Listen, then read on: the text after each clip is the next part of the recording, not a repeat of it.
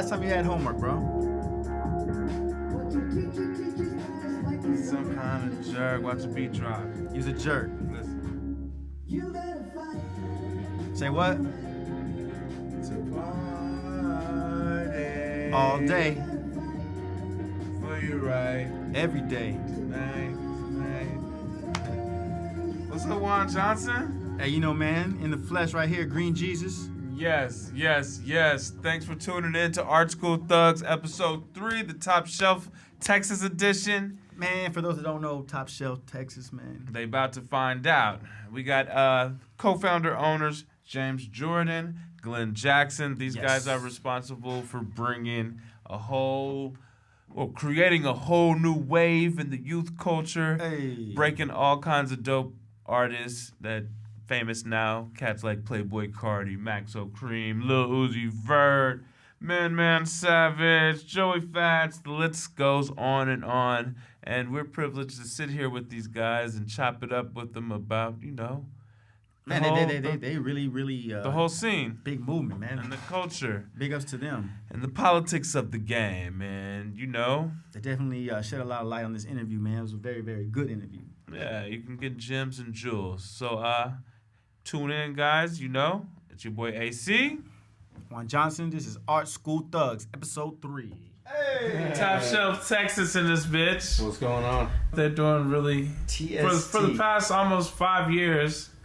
You guys been doing some pretty big stuff out here in Dallas as far as the hip hop scene. Bringing shows, a lot of cool events. My boy James, me and James go way back, and my boy Glen. Right, put his government out there. So, we're really lucky to have these guys up in the building, man. And breaking a lot of dope-ass artists that are fucking big time now. Like Lil Uzi Vert. Yeah, Vert blew up. You guys were the first to bring Playboi Carti, yes. Maxo Kream. These guys brought Maxo Kream, like Pooh Yeah, Pooh Sesh, hollowWater boys, who are big as fuck that no one knows about. They're that cult following. For real, underground cult. When did you guys start? Our first show was Cool Top Keith. I don't know. James could give you the history more. He's better with dates. Yeah, so we started. This whole thing came together as a think tank. I mean, you were there, AC, in the early days. I was in the we had our other good friend, PT, and then Glenn and myself, and we all got together, and we're just talking about concepts, ideas. What are these other cats doing? What type of artists are they working with? And kind of all came together with a bundle of 4 events that we put together that were ranging from old to new, underground to more familiar and famous artists. And we just finally, after about 4 or 5 months of meeting and talking about ideas and stuff, we launched on July 26, 2012 with our first event with Cool Keith. That was the first show? That was the first show? That was the first show. Cool Keith. Legendary. Started it off. Legendary. Huh? And then... And he's kind of like the godfather of the Weirdo Underground, so that was kind of like a good way to start out.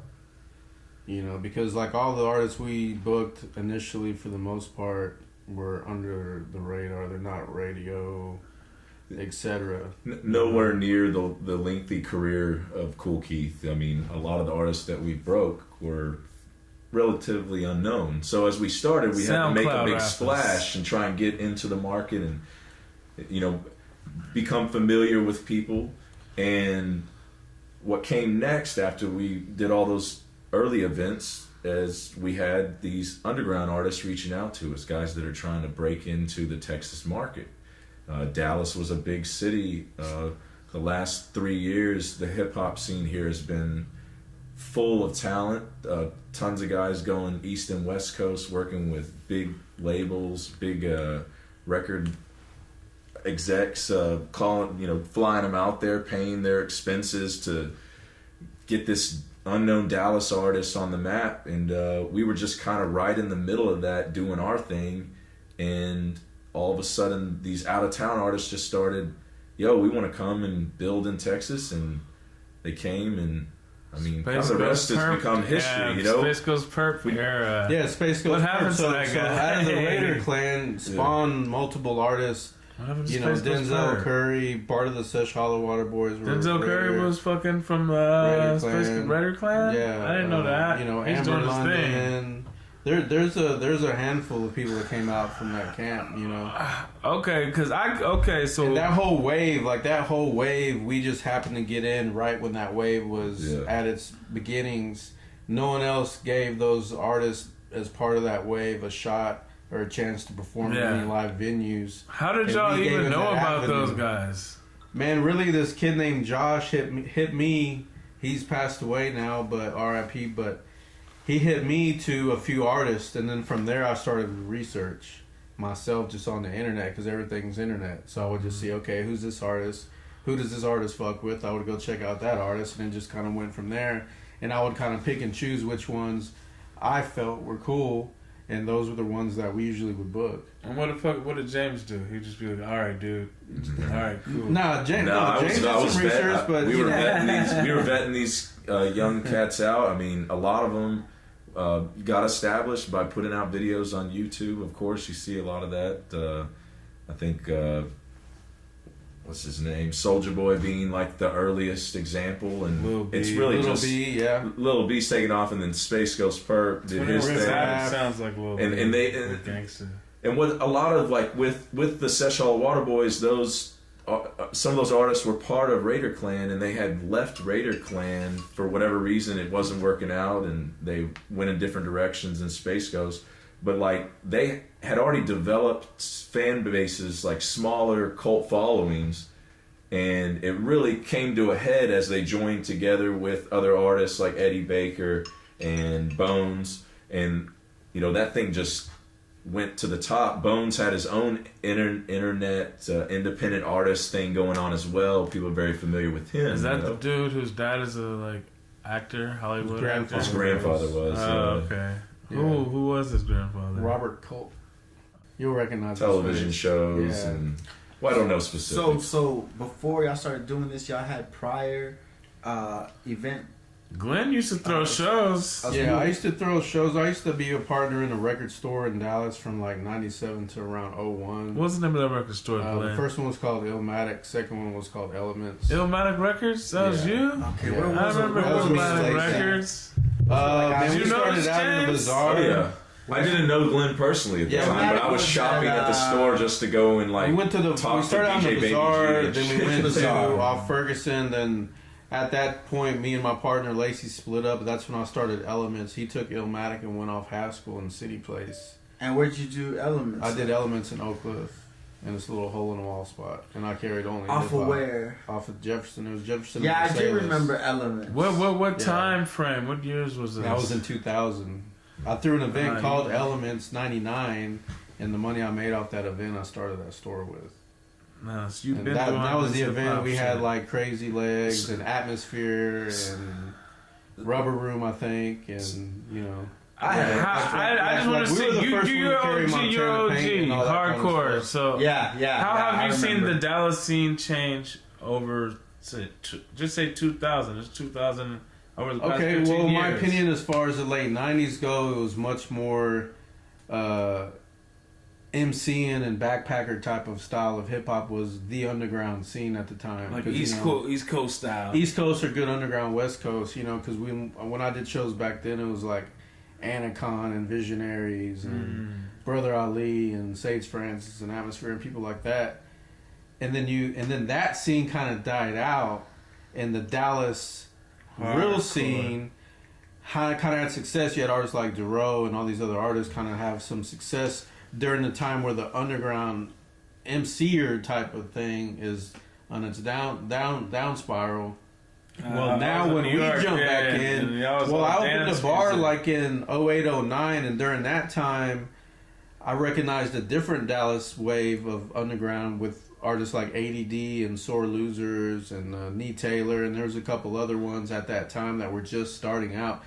Damaged Goods, if you're familiar with them, like they were very. Sore Losers, innovative. that's where Blue Misfit came from? Yeah, that's where Blue and Brown, it was Blue and Brown, and they were a duo, and then they split off, and Brown took Sore Losers and made a band out of it. But anyway, but back in that time, they were just cutting their teeth. So at that point, I saw a different Dallas underground scene because they weren't fitting in with the big chiefs and shit. You know what I mean? It was different, Right. but it was different than the 90s stuff because the 90s stuff to me was like a copycat of stuff that was already out. Like, okay, this dude sounds like a New York MC. This dude sounds like a West Coast MC. Artists like ADD and some of these other groups that came up out of that first new wave of Dallas underground had more of, even though they had the lyrical approach for the most part, they had more of a southern feel to them as opposed to anyone that was a part of a group in the 90s. So you feel like they were more like... they were more southern. They had their own culture. Like, dude. Yeah, it was a better organic representation of a southern MC as opposed Dallas to hip-hop. 20 years ago when dude was just trying to sound like Biggie or Nas or whoever. Describe the D-Town scene now. No. Oh, well, I mean, the underground scene, I think, is still pretty good as far as local artists. We have a lot of good talent. And then you have, like, the commercial side of things with, like, Trap Boy Freddy and...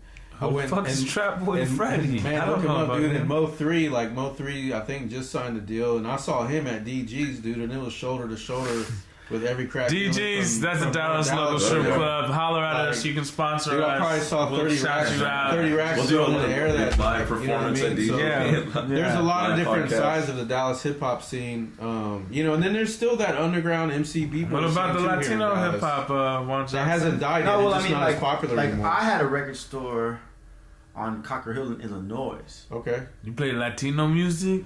No, well, it was like I actually dealt with Gangster. all the boogie rappers. Okay. Booty? You know, because first we had a store on Singleton and Winnetka.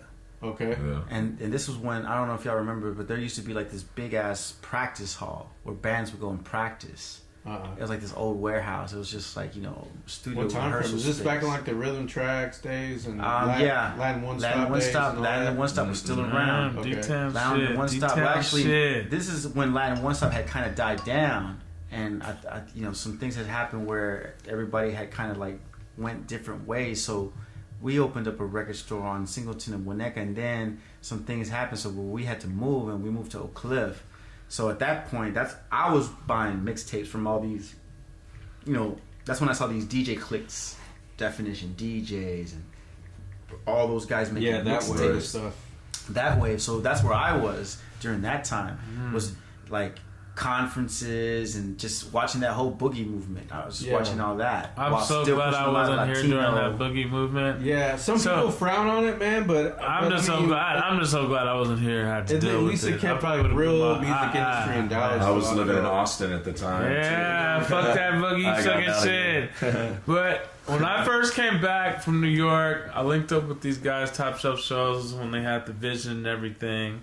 And ADD Plus was one of the fucking local groups that was doing the thing. And you put me up on them. Yeah. And they were doing their thing.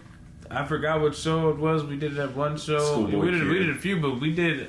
We went to you did a Q show and at the Bryan Street Tavern. That shit Yeah, was with lit. Les and Ever London. Les. Yeah, homies from and South ADD Dallas. killed it. Everybody seen it. And I just recently saw an article about, and it was like in the Observer or something about ADD when they, you know, could have blown up and shit. What happened with ADD Plus? I would definitely argue they left meat on the bone. You know, they What? got to a certain point of fame and they didn't take that opportunity at that time. You know? Was it like egos? Because I know Slim Gravy. That nigga's an egomaniac. I know a handful Shout out. of things, but I don't want to speak on it too much because it's not my group. But I know there were some internal issues, slight issues, and then they left their original manager, Rosalinda, for a different management company. And in my opinion, that managed company didn't do shit for him and just left him on the shelf. And basically, you know, that was it. The new motherfuckers from now is the Outfit Texas, and I see them kind of following footsteps of ADD, like doing hella local shows. Like, damn, you don't want to play yourself out, you know what I'm saying? But they're dope as fuck. Shout out Outfit Texas. You guys did match shows with them before, Yeah, they're the you know what I'm homies, saying? Yeah. Just like ADD, y'all did match shows with them, and it's just like, dang, Dorian, I don't man, want I mean, they've come out and hung out just kicking it on some regular life shit, just hanging out strip clubs or having a beer somewhere. Yeah, Mel's cool. You know, so yeah, they're cool. Their music's dope. Their last mixtape, with I believe had Mr. Rogers involved. If I'm correct, I might be having the DJ mixed up, but that mixtape's dope. Yeah, the outfit has really what they did is they defined a style. Like at their shows, man. I mean, they're gonna turn up so much. They were able to almost scoop up that fan base for ADD that like there's a void left, right? So naturally the outfit, who probably all of them were fans of them, you know, already, but then you have people, probably even more fans jumping on because the guys Mel, Dory, and Hawk, I mean, outfit, seem to have a brotherhood, a respect for each other, man, where that they're going to keep the thing together. And they're also like with Complex doing magazine, stuff got some that ADD national. didn't do too. They got national media, like every once in a while they get national media, like through Fader? Complex or Fader or whoever it may be. They're trying to, you know, spread their wings a little further too, I feel, and get more into like the street shit and hit the internet shit, but also hit some hood stuff too, you know. And I think they've done a good job at that, especially that last mixtape. If you do check it out, I think it's called Green Lights Everything Going. Fuck with it. Yeah, it's dope. Other really local dope. cats, Bobby Sessions, what would you say, Buffalo Black, Blue the Misfit, Topic, Cool Keys. Where do you put these guys? I think they're all genre. super. I think they're all, yeah, they're different than Alpha for sure. I think they're all very dope artists. But my criticism of a lot of Dallas artists from since I've been around the scene from back in the day up until now is you have to be original and you have to know how to write catchy songs, plain and simple, if you want to break it these days. Because if you're just gonna sit there and do some like extra lyrical shit just to be extra lyrical, no one's gonna fuck with it. If you're gonna sit there and have a political message behind it, that's all cool and I respect it. But if you're trying to make a living with the craft, like, people don't buy that shit unless you're already kind of famous with it, like Mos Def or whoever, you know what I mean? Or Immortal Technique or something. You know what's crazy you know is that you say that because it's like the same and it's a sad thing, but it's just the truth. No, but like coming from, for example, like I dealt with a lot of artists who I'm telling them the same thing, but it wasn't about being lyrical. It was about being hard. Yeah. With them. It's like, that's great that y'all can talk about how hard y'all are and, you know, y'all want to prove that. But, you know, it's like none of them were open-minded. Like, just make some music that's going to do what it needs to do for a certain storytelling, too. Like, a lot of rappers don't storytell no more. Yeah, you know true, I mean? true. Like, listen to Old 8 Ball, MJG, and UGK. They're telling stories. Kendrick just went and ran with that. Yeah, you know? Kendrick did. He's able to put a chance to rapper. I don't know. There's a lot you can throw out there. And UGK was gangster shit. And Scarface and artists like this, like, you listen to them, they're telling you a fucking story. You know, you listen to Ghostface Killer rap, like, he's telling you some story. And that's East Coast gangster shit. You know, the shit they talk about. But I'm saying, like, I mean, I think that Dallas now has finally developed its own, you know, like, this is a Dallas sound.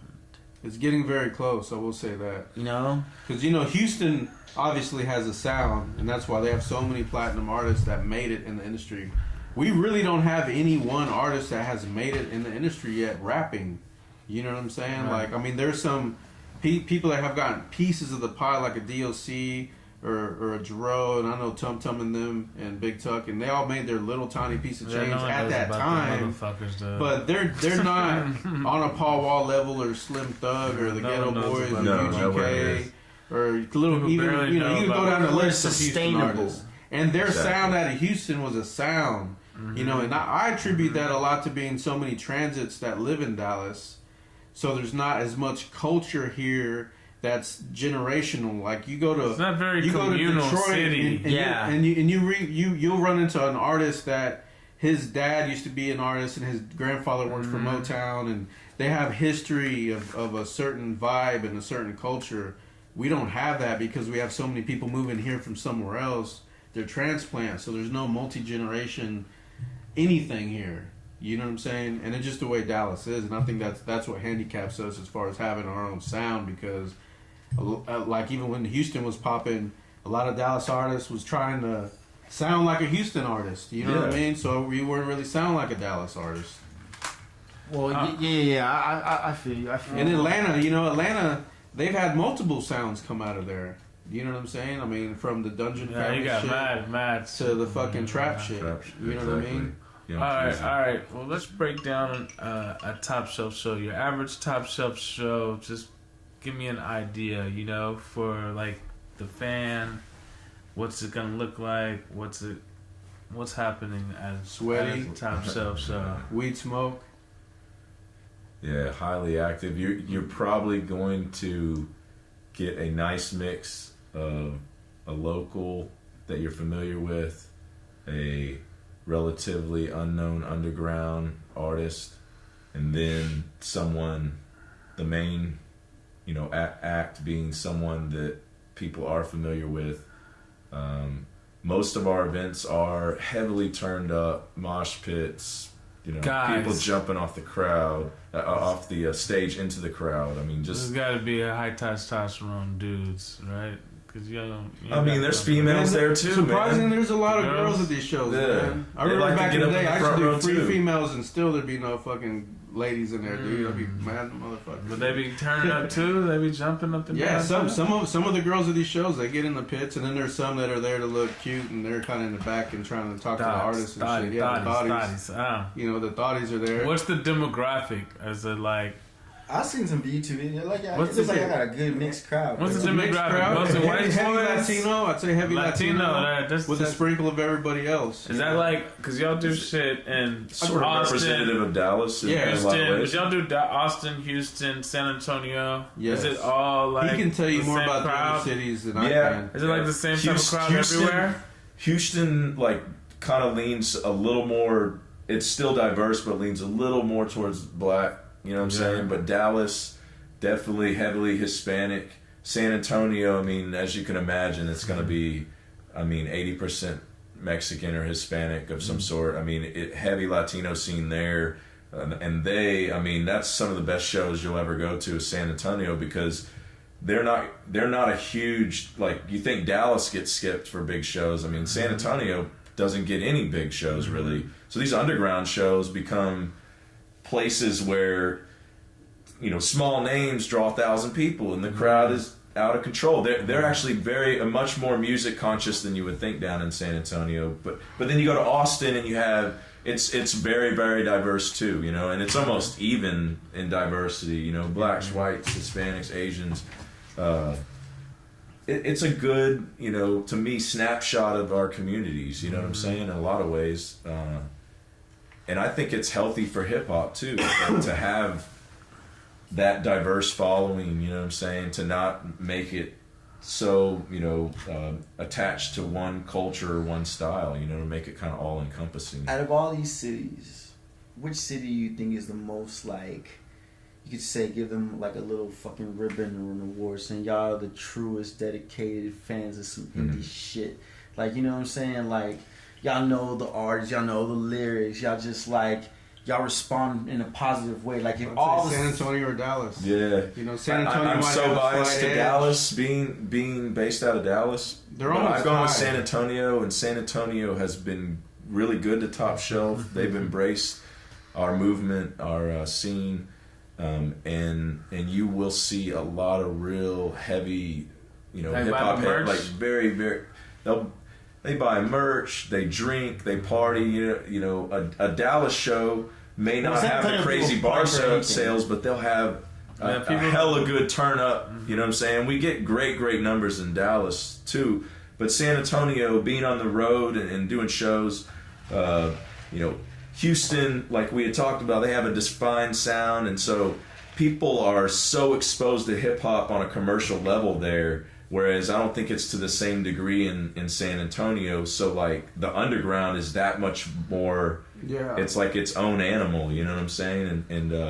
But I would definitely rank Dallas highest, San Antonio close second, with honorable mention to San Antonio as well, because I think they really turn out for shows, especially within the vein that we've worked in the last couple of years. Tell me the craziest shit. Shout out San Antonio. Tell me the craziest shit you've experienced Glenn at a Top Shelf show, man? Most Most memorable, crazy, wild shit. Probably this girl. I won't mention her name. I knew it was gonna be a bitch. Going topless on the stage just because when the artist was on the stage at this point. Yeah, that was Joey Carti, right? Yeah, Playboi Carti. Did she have real big titties? Yeah, she had big titties. Yeah. Oh, I think she knows who she is. Shout out her. Find the video. Shout out to Big Titties. There's a video on YouTube of the show. So yeah, go on our YouTube page. Topshelf Texas. It's on there. Okay, James. What was your most memorable moment? Oh man, there's a couple. Man, for me it was I went on the road right after they did this small little tour, but Sir Mikey Rocks, originally Cool Kid Chicago dude, Rob Banks, artist based out of Miami, and Pooya, they put out a song Kill Switch that really caught on in the underground, and so they formulated a little tour through the Midwest around it, as having Mikey Rocks as the headliner, him being from the Midwest. Right. And so we saw that tour, we reached out to his management, and we said we want to do the same tour through Texas, but we want to have Rob Banks as the headliner because he was kind of popping at that time. So anyways, we went on a road trip to San Antonio, and it was one of the craziest crowds I've ever seen, right? So we come out on stage, and they don't know we're there because we're, entering the venue underground for coming up through the top, coming on stage. They, have some particular song they bring in to intro in Pooya, and it just goes ballistic. And in the middle of the show, while we're performing, they just start pegging their drinks on the stage. And so Rob Banks gets hit in the face. Oh, shit. What? He gets hit in the face with someone's drink, like a bottle or can, and it splits his eye open, right? It's his show, right? He's the big draw. What is that day. What race is Rob Banks? Why were they throwing, like, they were just amped up? They were so amped up. They were just like, it was, people were getting fights, and it was just going nuts. And we stopped down for a minute. He had a show. We had to get a Band-Aid to kind of hold the cut together, and then that fool just went back on stage and just finished up the show. What race is that guy? I don't know. I mean, his dad's Jamaican, so he's he's I've seen the video, and there's like two other guys rapping with him on that. So he wasn't like, yo, that was fucking foul, nothing. He was tripping immediately after, right? He was pissed, and then he saw that He probably still has a scar from it, bro. I would imagine. We didn't go get stitches or anything after that. You know what I'm saying? But it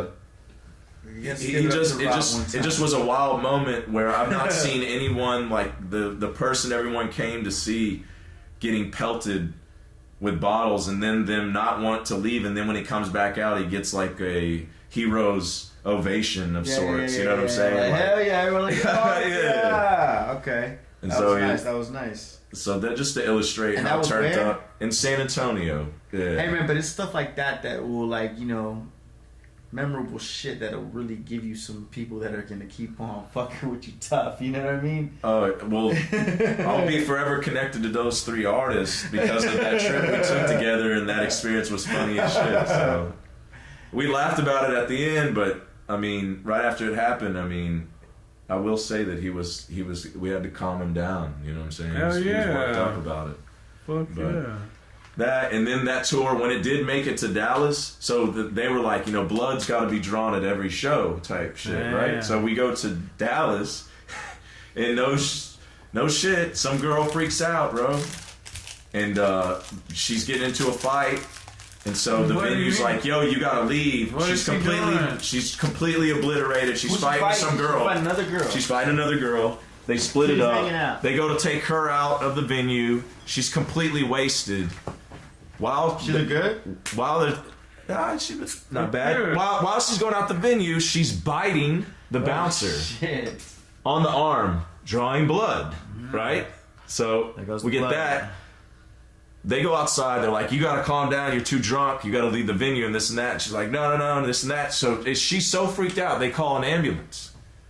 Ambulance gets there. She starts a fight with the EMTs to where they have to call the police to arrest her and get her out of there, basically. I mean, she got 3 chances. What city is this? She's making the bouncers Dallas, bleed right? at the venue. This was the Dallas part of that same tour. What show? What venue was you at? It was at Profit Bar. Is it me? And or they does did Dallas numbers. have the most fights at shows?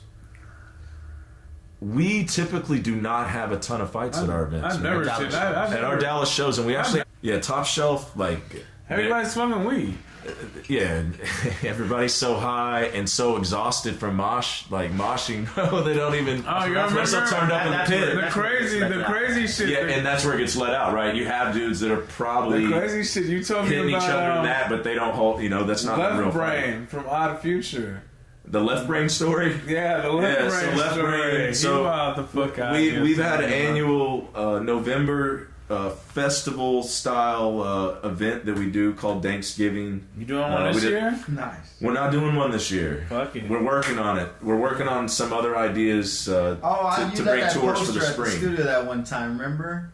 I think that's Yeah. what that poster was. Yeah. With the turkey on it. Yeah. It did have a turkey. That I was had the it at one. That was a studio Young Roddy Irving. one. Okay, yeah. So on We the- had Devin the Dude. we had Yeah, Devin yeah, the Dude was yeah. the original one that we did. And then we had one where it was Young Roddy and Les. Young Roddy of Jet Life, Dizza. of Currency. Smoke Dizza was on Smoke that one Dizza as was well. was the one. And then last year we had Xavier Wolf and Eddie Baker out of Sesh as the headliner. We had Spooky Lean from Miami. We had Speaks from the Bay. Yeah. And then we had He's a we had what was ghostwriter, bro. Mellow High or Mellow High. Hype, yeah. No Mellow High, no Mellow Domo High, Genesis, but at Mellow High it was Haji Beats and Left Brain. Right. Oh, yeah, And that Mellow show High. was a crazy show. That show in particular, we just let a bunch of people backstage because the artists were all hip with it. Everybody's partying, burning, smoking. Check out the video for that show. It's really dope. But at the end of the show, all the artists had not left the venue. And so I was closing up with the venue, handling some stuff with some of the other artists. And while that was going on, Left Brain was interacting with the bartender. One thing led to another. They exchanged words. The bartender runs to go around the bar, and instead of engaging him, Left Brain jumps over the bar, grabs a bottle of Jameson, then runs around the bartender like a fucking juke move and shit. Yeah. Runs full speed to go jump. He's running directly at the stage, goes to jump to get on the stage, and trips. Doesn't clear the fucking stage and falls nasty, right? Ooh. And the bouncers by this time are converging on him to, hey man, you need to chill out. What are you doing with that bottle? What the fuck? You know, because the show's already over, venue's empty. Damn. He goes up to the stairwell to go up to the green room, and he just smashes the bottle of Jameson on the fucking stairs, just like that. Fucking You know, it crazy. wasn't no real big deal. I got a great relationship with the venue, but I had never had any artist do something to that degree. I think I paid $60 for the bottle or something, whatever their wholesale Crazy price shit was. at the profit. What the fuck? But Left Brain is a wild motherfucker. So you had prior show experience before you? I do, yeah. I didn't, because Glenn was talking about his past.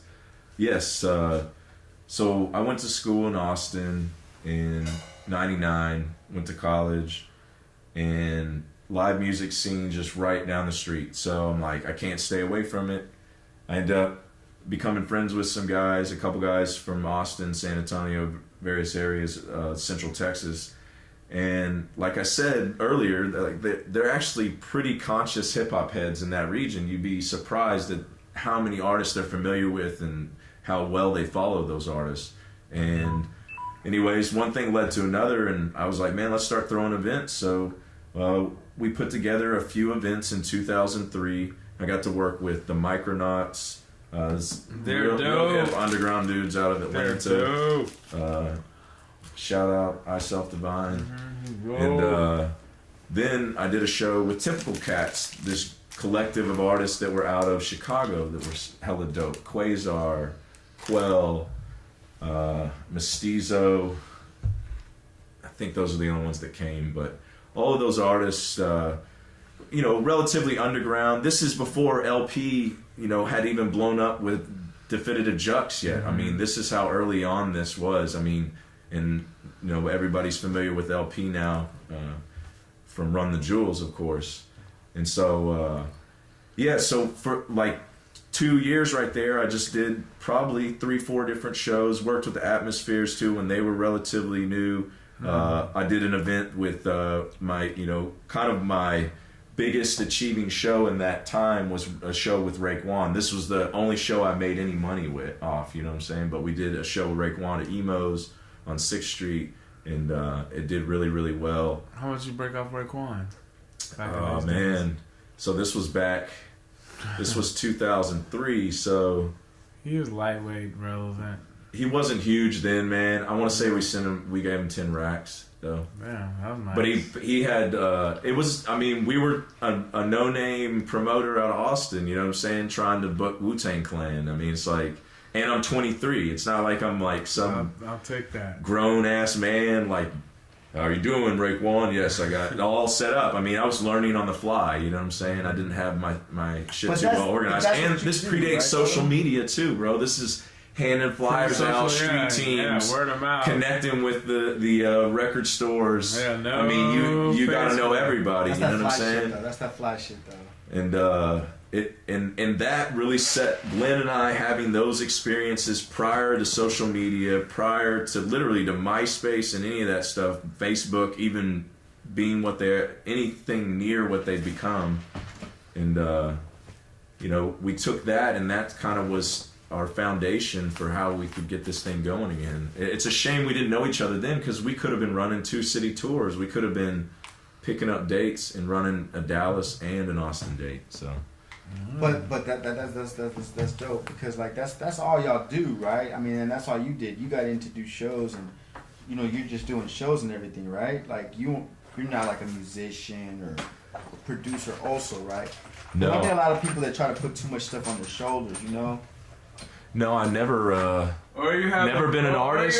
Yeah. That's what I'm saying. I mean, a lot of people that it's just like they're a promoter, but they're also something else, and there's always that. They open up for a headliner. Yeah, exactly. Like you're saying, there's another intention behind it, and I think it's dope that you have, that's dope that y'all have that genuine interest in promoting a movement, that y'all can eye a movement and just say, because. I mean, shit, I'm looking at it like if y'all are just out there, I mean, y'all taking risks. For sure, man. I mean, early on, it really was. You're going off of fucking what? Just word of mouth. Right. Yeah, no, and that's the thing is, now you can vet out artists and you can see, their followings on social media, how many videos they put out, who's posting their videos. I mean, you can get a lot of information about an artist now. But if they're not to that point yet, you basically are taking a risk, and you're taking maybe a recommendation of a younger kid who says these guys are real hip, check them out. You check out what little they do have on SoundCloud or whatever, and you're like, hey, I'm gonna go ahead and book these cats. And when we started, there was never one discussion, man, and AC was there early on. There was never some like we're gonna make so much bread. We never had that mentality, man. It was all about building the scene, create a scene that we can literally go out and hang out in, bro. And breaking artists, breaking new artists was a big thing in our mission, or early on in our mission. It still is. I mean, the movement started to embody a way younger demographic than it did right when it started. But I mean, I would think it's refreshing to see that younger demographic be more independent thinkers than the previous ones. Oh, 100, man. To know you started a movement that brings out nothing but a bunch of people you've never seen or met before that are all heavily into it, and they're talking to you about how, I fuck with Top Shelf, and you've never met this kid before, man. That's meaningful, because you're creating something for people to be into, to be themselves and experience something that's not as controlled and structured as other things are in their life, to that point, because a lot of these kids were only 18 or 16 or 17 just a couple years ago, you know what I'm saying? And so they were living under probably a more controlled environment and this and that, and now they've been able to become who they're going to be, and our scene just happened to run concurrent with that. You know what I'm saying? Like building of Top Shelf in the Dallas market kind of came together simultaneously with all these young kids pursuing something. You know what I'm saying? Like whatever it was. Saying, like you know, when you establish something solid, that validation of having people, you know, you can say they might not know you personally, which is what you're used to, but you know, you've solidified that brand to your brand is an extension of you. You know what I'm saying? So it's cool because, you know, it's that validation to know like your movement, it symbolized that. You know what I'm saying? So I think that's a good thing. You know what I'm saying? It's taken on a life of its own in a lot of ways because just to illustrate, I mean, as you get bigger, you're going to gain haters, you're going to gain followers. That's just kind of how it goes. And as time has gone on, people come out and want to hate, and then people just jump on our defense, complete strangers. You know, people we don't even know are coming in and going after the person that has something hateful or something critical to say, you know? But that's what I'm saying. Squad. Y'all got a gang. No, but that's what I'm saying because on the bigger picture of things, it's like people who don't know and that are brand new, you know what I'm saying? Like you say, you might have this brand new generation of haters, but like, you know, fuck the haters. They don't have the wisdom of knowing like, dude, this is something like, you know, because me coming from another scene, like more of the street scene, is just like Dallas having its own, you know, independence, being independent, you know, is long overdue. So seeing anything that contributes towards giving people that freedom of like, yo, we can just rock how we want to rock, and shit, Top Shelf is that fucking clique that throws them shows where we go. You know what I'm saying? That's very refreshing to see, man, because, you know, I feel like that's good, man. Like, it's funny, just to feed off that, but we've thrown events. I'm not going to point out any specific venues or anything, but you're bringing in a young crowd that's going crazy at shows. Smoking big weed. And, yeah, smoking tons of weed. They're fucking moshing. They're barely drinking any alcohol. They're probably doing plethora of other things in there too, and so venues become, you know, disgusted by some of these events, right? I mean, like, they don't see it as like, yo, this is a crazy cool movement, but people that work for these venues do. So it's this weird disconnect where the people in the venue, like, I'll see them somewhere separate, like not at work, and I'll just engage, hey, how you doing, what's up, man, and we'll start talking about show. And I was like, yeah, they don't want me to bring anything over there, you know what I'm saying? I don't know what happened, but now I gotta go to this other venue. And literally I had people that work at those other venues like, man, I'm glad you found somewhere to go, because this movement needs to happen. And these are heads that don't even really truly follow that scene of hip hop. They just see just see all these kids, this wave show up, and they're like, "Yo, like I back this play, man." I dig that too. These are the next kids coming up, fuck with the and music they got and shit like that. But I love building. and appreciate the wave. You know what I'm saying? You respect the wave, yeah, too, man. dude. It's something. Or just tell me the politics of the whole promotion game, because what's all it's not specific to beefing like that. I mean, a lot of times it really comes down to venue relationships in some funny way. You know what I'm saying? It's like you know, take a dozen venues, and so many of those venues are 500 and under in capacity, and then these other ones are 1,200 and up, right? Well, a promoter who generally has a history of like only booking shows at venues that are 500 and below, like it's hard to break into like, oh, I'm just going to go and start chasing this artist that, you know, plays at a venue that brings 3,000 people. Because I'm not sure when it happened, but it developed over the last like 10 or so years, but big national promoters own venues. So like Live Nation is directly in bed with House of Blues venues, which are really high quality venues. Most of their shows they do there are going to be, you know, 1,600 to 2,000 plus attendance. You know what I'm saying? So it's on another level, and you wouldn't necessarily call those underground shows. You know what I'm saying?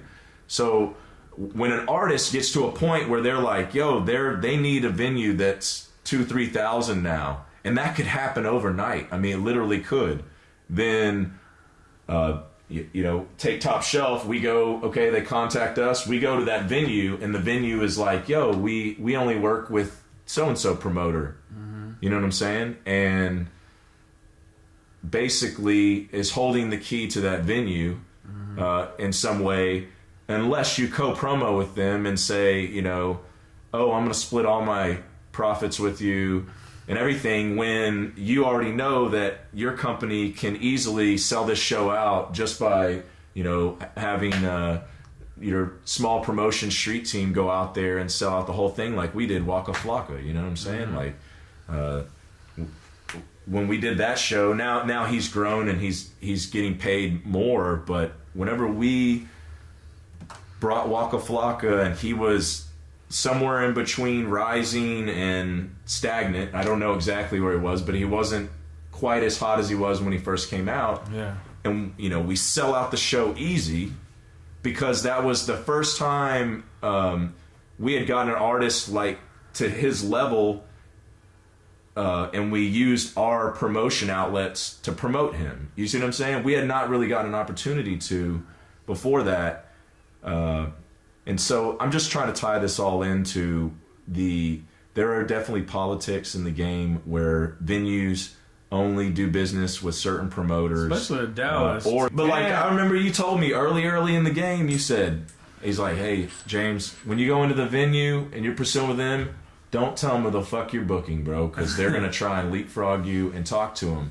Well, some of that has changed because a venue realizes that they can't book, you know, Sesh hollowWater boys when they're unknown and get anyone to come to that show. Right, you know what I'm saying? Right. So they can't. They realize that. They realize that what their limitations are. Yeah, there's limitations to what they can do, and so they can't invest in certain shows and take them from some people like they used to be able to. Yeah. So some people just kind of fucking hop on and then go and imitate like what you're doing and try 100. Yes. I've had that same shit. I've had it when I book acts, and then the next thing I know, they're trying to do the same shit I'm doing. Someone else is they don't have any shows. You know what I'm saying? And all of a sudden they're trying to book an artist. They went to your show and they saw that artist. They saw great attendance. Monkey dude. And they go out and they say, hey, I'm going to try and contact his people. These kids today are real savvy. You know what I'm saying? They're on social media and this and that. They may be DMing directly to these artists right after the show. And, hey, this and this and that. I want to take you here and this and that. Yeah. And then the artist is like, well, I usually, if I do Top Shelf, I get paid $2,000, but this kid's hit me up, man, I can make $5 G's. You know what I'm saying? Yeah. So they, you know, it's natural business decision. I'm not holding the artist at fault, but the copycat thing is a problem, and yes, we've seen that, and it's funny, we've seen the reverse. We've seen us book tours. That tour I mentioned earlier, I won't go back into it, but then we did it, and then Scoremore did it 7 months later, the same exact tour. But through the same cities we did. I didn't know that the promoter world was that crazy. What's next? Like, what do you guys want to do in the next years? What's next? What's NXET? We want to continue to bring good tours, man. We want to break artists. We're going to dabble in bigger events. We've made relationships with some of those people we were competing with over the last couple of years to be able to book some bigger events and bigger tours at, you know, venues, not necessarily at House of Blues, but similar to House of Blues, Southside Music Hall and places like that are a little less DIY than, say, like a Curtain Club or a smaller venue in Dallas. You wouldn't take that artist there anyways, you know what I'm saying? But we're basically building to do bigger events through this year. I heard y'all continue to bring too. A couple indie like be my friend. I heard he was like one of y'all's artists or something like that. Well, we've brought in. So what we've also done is we've had a couple artists that have toured with us, DJs, musicians, etc. that we brought on to our team to try and bolster our roster a little bit. They've gained the respect of a couple artists nationally that they work with now, and those are people that are in the vein of artists that we were breaking before, and so obviously looking for that next wave and catch it up. We recently have branched out to where we have a studio that's directly involved with Top Shelf, and so the idea is to get to recording and helping produce music for artists. What's your photographer name, dude, with the fucking Jesus hair? It's Eric Moss. Yeah, Eric Moss. He's a Bad Grass media. Bad Grass. Shout out to Eric. Yeah, shout out Bad Grass. Shout out Be My Friend. Yeah, I saw him in Minneapolis at Sunset. Yeah, he said that, bro. He texted me about it. We were kicking it and shit. Yeah, it's because he's Gold Links. Yeah, he's Gold Links videographer. That's big. He got that from working with us. You know what I'm saying? Be My Friend. He got taken on tour with Puya. Puya killed that cities. Festival, bro. Yeah, he's so dope in the Midwest, man. They love him up there, man. Yeah. They turn out. So, yeah, I mean, for this next year, it's just continue to grow, and see what can happen, man. Keep the market is happening. Keep the Dallas scene as happening as it can be. How are you gonna keep finding fresh, like? Well, we might branch people out. People are getting older. Like your people who used to do the little research, they're not in high school anymore. They're fucking older. You're right. Yeah, so we're gonna bring in interns. I don't know, man. We're gonna figure it out. We've been brainstorming about this a lot. Well, let's give it up. Respect the Top Shelf. Yes, respect the Top Shelf. Bigger venues. My boy Dap, man. Going through all the hurdles and still being here, solidifying their spot. They solidified their spot in the game. If you haven't done it with Top Shelf show for the youth, then you haven't been. So you know what I'm saying. You need to check out the Top Shelf show. Because obviously this and get a T-shirt. Can I plug this though? We're at Top Shelf Texas on Twitter, Top Shelf Texas on Snapchat, Top Shelf Texas on Instagram, Top Shelf Shows on Facebook. That's our original, as you could hear AC saying it over and over. Texas. We became Top Shelf Texas to embody the whole state because we started doing, we do a big 4 city tours, 3 and 4 that's city what I'm tours, saying. So. It's good Top Shelf Texas, Top Shelf Texas, Top Shelf Texas. Y'all done this for y'all started with humble roots, and y'all still here growing with those same intentions going in that direction. So that's a blessing for all the fans. You know what I'm saying? Well, I appreciate you guys having me. Thanks, AC, all love. Yeah.